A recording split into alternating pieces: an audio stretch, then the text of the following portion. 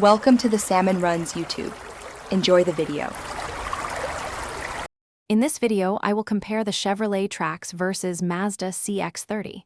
We'll explore their key features, performance, and interior comforts. This comparison will help you understand which compact SUV better suits your needs. We'll also look at their technology offerings and safety aspects, providing a comprehensive overview to guide your decision-making process. Let's dive into the details of these popular vehicles.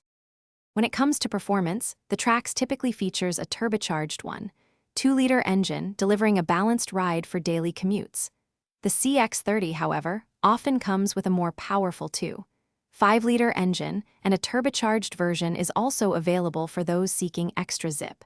Fuel efficiency varies, but both offer competitive numbers for their class. All-wheel drive is an option on both, enhancing traction. Inside, the Trax offers a surprisingly spacious and modern cabin, with a focus on practicality and user-friendly controls.